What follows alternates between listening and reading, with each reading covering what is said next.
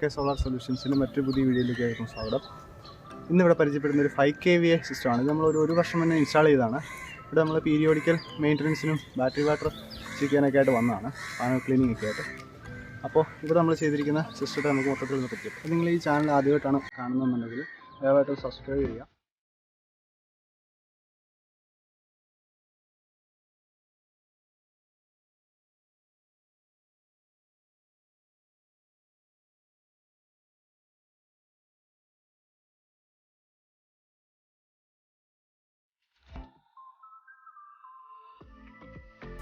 ആറ് പാനൽസാണ് നമ്മളിവിടെ സെറ്റ് ചെയ്തിരിക്കുന്നത്.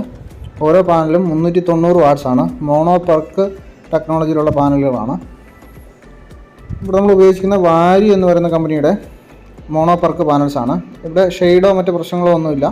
അതുകൊണ്ട് തന്നെ നമുക്ക് ഹാഫ് കട്ട് പാനലുകളുടെ ആവശ്യം ഇവിടെ വന്നില്ല. 390 വാട്ട്സാണ് ഓരോ പാനൽ. മൊത്തം നമുക്ക് 2340 വാട്ട്സാണ് ടോട്ടൽ നമ്മൾ പാനൽ ഇൻസ്റ്റാൾ ചെയ്തിരിക്കുന്ന വാട്ട്സ്.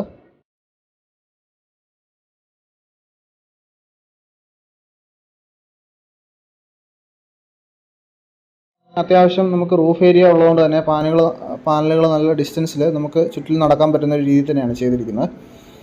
ഇവിടെ നമ്മൾ 6 square mm DC കേബിൾസ് ഉപയോഗിച്ചിട്ടാണ് 2 സ്ട്രിങ് ആയിട്ടാണ് പാനലുകളിൽ കണക്ഷൻ താഴെട്ടുകൊണ്ടിരിക്കുന്നത്. പാനലുകൾ നമ്മൾ ഇൻ്റർ കണക്ഷൻ ചെയ്തിരിക്കുന്ന പൈപ്പ് നമുക്ക് കാണാം. അലുമിനിയം ക്ലാംസ് ഉപയോഗിച്ചിട്ടാണ് പാനലുകൾ ഫിക്സ് ചെയ്തിരിക്കുന്നത്. ഇവിടെ 2 സ്ട്രിങ്ങുകൾ കണക്ട് ചെയ്തിരിക്കുന്ന കാര്യം നമ്മൾ പറഞ്ഞു. സ്ട്രിങ്ങുകൾ തമ്മിൽ പാരൽ ചെയ്യാനായിട്ട് നമ്മൾ MC4 2-in-1 കണക്ടറാണ് ഉപയോഗിച്ചിരിക്കുന്നത്. 6 square mm DC കേബിൾസാണ് നമ്മൾ 2 സ്ട്രിങ്ങുകൾ പാരൽ ചെയ്ത ശേഷം താഴത്തേക്ക് കൊണ്ടുപോകുന്നത്.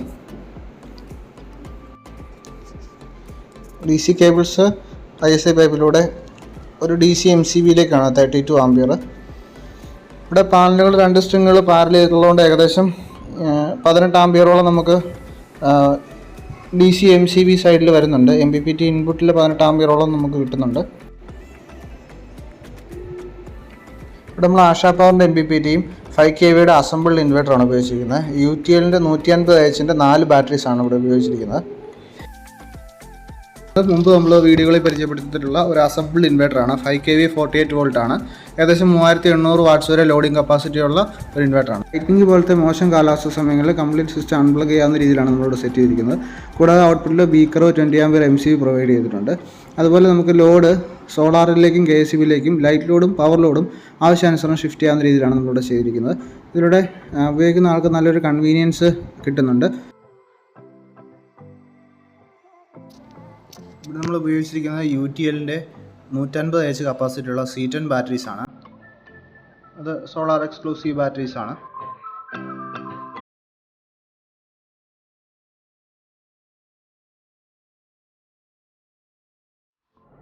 ഫ്രണ്ട്സ്, ഇന്ന് നമ്മൾ കണ്ടത് ഒരു 5 kVA സിസ്റ്റം ആയിരുന്നു. 5 kVA സിസ്റ്റംസ് എന്ന് പറയുമ്പോൾ ഓഫ് ഗ്രിഡ് സിസ്റ്റം, അതിൽ 4 ബാറ്ററിയാണ് വന്നിരിക്കുന്നത്. അത് നമുക്ക് 150-ൻ്റെയോ 200-ൻ്റെയോ ഏതാണോ നമ്മുടെ ബഡ്ജറ്റ് പോലെ നമ്മുടെ ബാക്കപ്പ് വേണ്ടി അനുസരിച്ച് നമുക്ക് എങ്ങനെ വേണേൽ ചെയ്യാം. ബാറ്ററി ആഡ് ചെയ്യുന്നതിനനുസരിച്ച് അല്ലെങ്കിൽ ബാറ്ററിയുടെ കപ്പാസിറ്റി കൂടുന്നതിനനുസരിച്ച് നമ്മുടെ വീട്ടിലെ പകൽ സമയത്തെ ലോഡിനനുസരിച്ച് നമ്മൾ പാനലിൻ്റെ അളവും കൂട്ടേണ്ടതും അല്ലെങ്കിൽ അതുപോലെ തന്നെ കുറയ്ക്കുകയും ചെയ്യേണ്ടി വരും. അപ്പോൾ 5 kVA സിസ്റ്റം എന്ന് പറയുമ്പോൾ പൊതുവേ എല്ലാവരും ഇതിനെ ഇൻട്രൊഡ്യൂസ് ചെയ്യുന്നത് വീട്ടിലെ എല്ലാ ലോഡുകളും വർക്ക് ചെയ്യുന്ന ഒരു സിസ്റ്റം എന്നുള്ള രീതിയിലാണ്.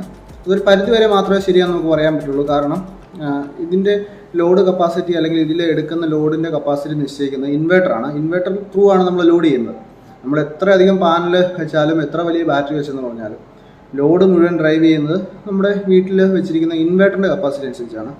പൊതുവേ നമ്മുടെ മാർക്കറ്റിൽ അവൈലബിൾ ആയിട്ടുള്ള 5 kVA ഇൻവെർട്ടറുകളെല്ലാം തന്നെ മാക്സിമം 4000 വാട്ട്സ്. അത് തിയററ്റിക്കൽ അല്ലെങ്കിൽ ഐഡിയൽ കണ്ടീഷനാണ്. അതിൽ ഇൻഡക്ഷൻ ലോഡുകൾ വന്നു കഴിയുമ്പോൾ വീണ്ടും ലോഡ് കപ്പാസിറ്റി കുറയും.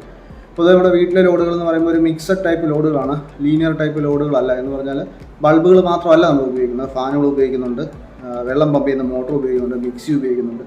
അപ്പോൾ അങ്ങനെയൊക്കെ വന്നു കഴിയുമ്പോൾ നമുക്ക് എല്ലാ ഇൻവെർട്ടറുകളുടെ ഒരു ആവറേജ്, 5 kVA ഇൻവെർട്ടറുകളുടെ ഒരു ആവറേജ് കപ്പാസിറ്റി പറയുകയാണെന്നുണ്ടെങ്കിൽ ഒരു 3500 വാട്ട്സ് വരെയൊക്കെ നമുക്ക് മാക്സിമം ലോഡ് ചെയ്യാൻ പറ്റുള്ളൂ. അല്ലെങ്കിൽ സേഫ് ആയിട്ട് ലോഡ് ചെയ്യാനായിട്ട് നമുക്ക് അങ്ങനെ നമ്മൾ ചെയ്യാൻ പാടുള്ളൂ. ഒരു 60% താഴെ ലോഡ് ചെയ്യുന്നതാണ് അതിൻ്റെ ലൈഫിന് ഏറ്റവും നല്ലത്. അത് ഓവർ ഹീറ്റായിട്ട് ഡാമേജ് വരാതെ അല്ലെങ്കിൽ സർവീസ് ഇടയ്ക്കിടയ്ക്ക് വരാതിരിക്കാനായിട്ടൊക്കെ നല്ലത് എപ്പോഴും ഇൻവെർട്ടറുകളെ അതിനെ ഹാഫ് ലോഡ് കപ്പാസിറ്റിയിൽ വർക്ക് ചെയ്യിപ്പിക്കുന്നതാണ്. അപ്പോൾ നമുക്ക് ഉദാഹരണം പറഞ്ഞാൽ 2000 വാട്ട്സ് ലോഡാണ് വർക്ക് ചെയ്യിപ്പിക്കാനുള്ളതെന്നുണ്ടെങ്കിൽ നമ്മൾ 2500 രൂപയുടെ ഇൻവെർട്ടർ അല്ലെങ്കിൽ 3000-ൻ്റെ ഇൻവെർട്ടർ വെച്ചിട്ട് കാര്യമില്ല, 5 kVA ഇൻവെർട്ടർ തന്നെ വെക്കണം. അപ്പോൾ ഈ 5 kVA ഇൻവെർട്ടറുള്ള ഒരു അഡ്വാൻറ്റേജ് എന്താണെന്ന് ചോദിച്ചു കഴിഞ്ഞാൽ, അല്ലെങ്കിൽ ഓഫ് ഗ്രിഡ് സിസ്റ്റത്തിൻ്റെ അഡ്വാൻറ്റേജ് എന്താണെന്ന് ചോദിച്ചാൽ, നമുക്ക് 4 ബാറ്ററിയുടെ ബാക്കപ്പ് കിട്ടും.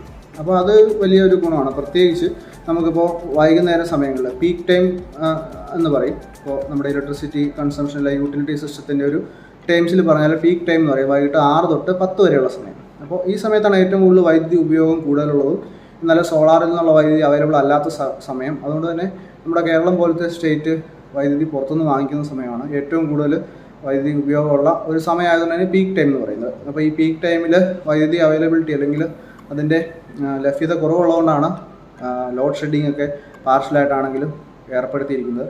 ഭാവിയിൽ ഒരു പക്ഷേ അത് രൂക്ഷമാകാൻ സാധ്യതയുണ്ട്. അപ്പോൾ അങ്ങനെയൊക്കെയുള്ള കണ്ടീഷനിൽ എന്തായാലും നമുക്ക് 4 ബാറ്ററിയുടെ ബാക്കപ്പ് ഉള്ളതുകൊണ്ട് തന്നെ പകൽ ചാർജ് ചെയ്ത് വെച്ചിരിക്കുന്ന ബാറ്ററി ഉപയോഗിച്ച് നമുക്ക് 4 ബാറ്ററി ഉള്ളതുകൊണ്ട് തന്നെ രാവിലെ വരെ ബാക്കപ്പിൽ ഓടാൻ സാധിക്കും.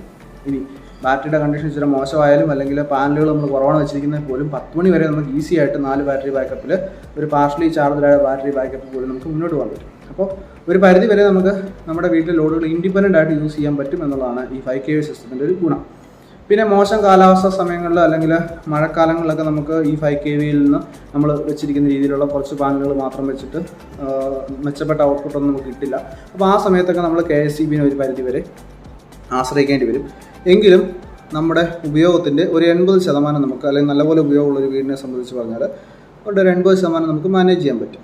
അതുപോലെ തന്നെ പകൽ സമയത്ത് നമുക്ക് വലിയധികം ലിമിറ്റേഷൻസ് ഇല്ലാതെ യൂസ് ചെയ്യാൻ പറ്റും. പക്ഷേ അവിടെയെല്ലാം നമ്മൾ നോക്കേണ്ട കാര്യം ഇൻവേർട്ടറിൻ്റെ ലോഡ് കപ്പാസിറ്റിയിൽ അധികം ഒരിക്കലും പോകരുത്. 5 kVA സിസ്റ്റം വീട്ടിലെ ഫുള്ള് ലോഡുകൾ കണക്ട് ചെയ്ത് കൊടുത്തിരിക്കുകയാണെങ്കിൽ കൂടി നമ്മളതിനെ റൺ ചെയ്യുമ്പോൾ കുറച്ച് ഇൻ്റലിജൻ്റ് ആയിട്ട്, അല്ലെങ്കിൽ നമ്മൾ അതിൻ്റെ അവസ്ഥ ഒന്ന് മനസ്സിലാക്കിയ ശേഷം വേണം അതിലേക്ക് കൂടുതൽ ലോഡുകൾ ചെയ്യാൻ.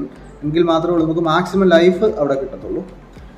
പിന്നെ നമ്മളിവിടെ ഉപയോഗിക്കുന്ന ബാറ്ററികൾ ഒരു പ്രധാനപ്പെട്ട കാര്യമാണ്. രാത്രിയിൽ എത്ര സമയം ബാക്കപ്പ് കിട്ടും എന്നുള്ളത് അതിനെ ഡിപ്പെൻഡ് ചെയ്തിട്ടിരിക്കും. 6 യൂണിറ്റ് വൈദ്യുതി 4 ബാറ്ററിയിലേക്ക് വേണം. കൂടാതെ പകൽ സമയത്ത് ഒരു 5 യൂണിറ്റ് വൈദ്യുതി ഉപയോഗം കൂടെ ഉണ്ടെങ്കിൽ നമ്മുടെ എന്തായാലും 2000 വാട്ട്സ് അല്ലെങ്കിൽ 2500 വാട്ട്സ് പാനൽ ആഡ് ചെയ്ത് എങ്കിൽ മാത്രമേ ഉള്ളൂ ബാറ്ററിയും ചാർജായി പകൽ സമയത്ത് ഉപയോഗം കൂടി നടന്നു പോകത്തുള്ളൂ. MPPTs ആണ് ഇവിടെ യൂസ് ചെയ്യുന്നത്. അപ്പോൾ 48 വോൾട്ട് സിസ്റ്റങ്ങൾ ചാർജ് ചെയ്യാനായിട്ട് നമ്മൾ പാനൽ സൈഡ് വോൾട്ടേജ് 100 വോൾട്ടിന് മുകളിൽ എന്തായാലും കണക്ക് കൂട്ടണം. അതായത് പാനൽ സൈഡിൽ നിന്ന് നമുക്ക് പറ്റുമെങ്കിൽ 3 പാനലുകൾ സീരീസ് ചെയ്ത് കൊടുത്ത് അതിന് 2 സ്ട്രിങ്ങുകൾ ചെയ്യുന്നതാണ് ഏറ്റവും എഫിഷ്യൻ്റ് ആയിട്ട് സിസ്റ്റം വർക്ക് ചെയ്യാനായിട്ട് നല്ലത്. ഇപ്പോൾ നമ്മളിപ്പോഴും പറയും MPPTകൾ എന്ന് പറയുമ്പോൾ 3 സ്റ്റേജ് ബൂസ്റ്റിംഗ് ആംബിയർ ഉണ്ട്, മറ്റു പല ഫീച്ചേഴ്സും ഒക്കെ പല കമ്പനിയുടെ MPPTകളും ക്ലെയിം ചെയ്യുന്നുണ്ട്. പക്ഷേ MPPT എന്ന് പറയുന്നത് സിംപിളി പറഞ്ഞു കഴിഞ്ഞാൽ അവിടെ വേണ്ടിയത് അതിൻ്റെ പാനൽ സൈഡ് ഹൈ വോൾട്ടേജ് അല്ലെങ്കിൽ ബാറ്ററി ബാങ്കിൻ്റെ വോൾട്ടേജിൻ്റെ ഒരു 3 ടൈംസ് എങ്കിലും പാനൽ സൈഡ് വോൾട്ടേജ് ഉണ്ടെങ്കിലേ ഉള്ളൂ ഈ MPPTകൾ എഫിഷ്യൻ്റ് ആയിട്ട് വർക്ക് ചെയ്യത്തുള്ളൂ. പാനലിൻ്റെ വാട്ടേജ് കപ്പാസിറ്റിയൊക്കെ മറ്റൊരു ഫാക്ടറാണ്. എങ്കിൽ കൂടി MPPTയുടെ ആക്ച്വലായിട്ടുള്ള അല്ലെങ്കിൽ അതിൻ്റെ ആ ഒരു ഫങ്ഷനിങ് നടക്കണമെന്നുണ്ടെങ്കിൽ ആ ഒരു കാര്യം നമ്മൾ പ്രത്യേകം ശ്രദ്ധിച്ച് വേണം കണക്ഷൻസ് കൊടുക്കാനായിട്ടും പാനലുകൾ ചൂസ് ചെയ്ത് അറേഞ്ച് ചെയ്യും.